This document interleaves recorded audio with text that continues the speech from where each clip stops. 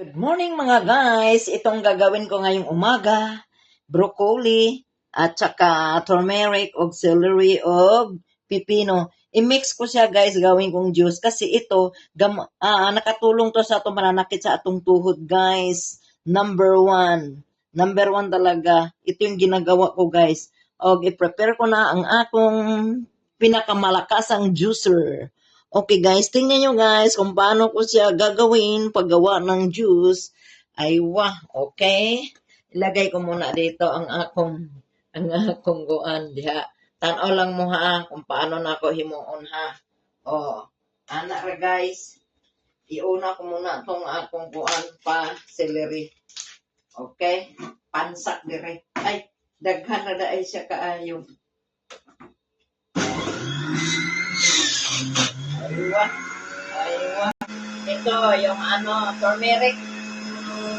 Tapos kaning turmeric na.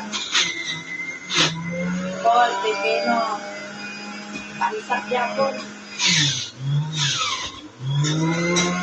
Tapos celery yan.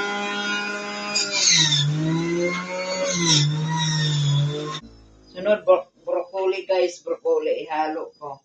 Magaling itong broccoli guys. Oh, broccoli guys. Sunod. Aywa, pansak hapon guys. Lahat sila.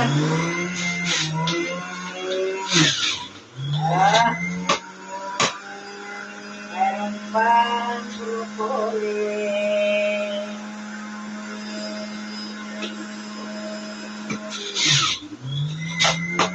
Tagay na tayo guys.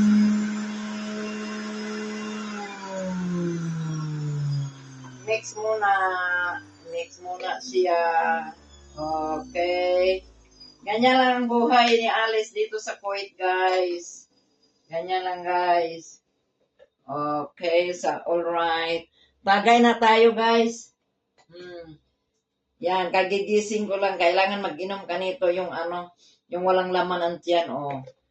Hindi lang to ba itagay, ha? Tagay tayo sa gulay nga ginawang juice. Okay. Maayo gini kay sa atong mananakit sa kay subok ko na to, sakit ang tuhod.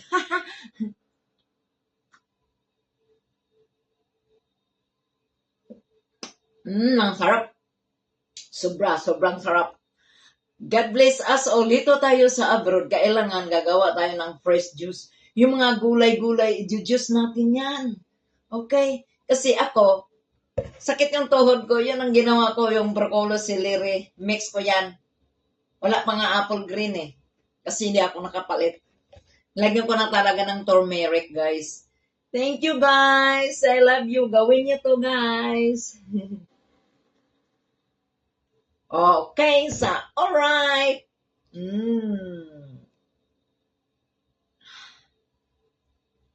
Malaki ang tulong ang fresh juice pag ginagawa sa tuwing umaga, guys. Thanks God for the juice, fresh juice. Thank you, Lord. Thank you, Lord. Love you all.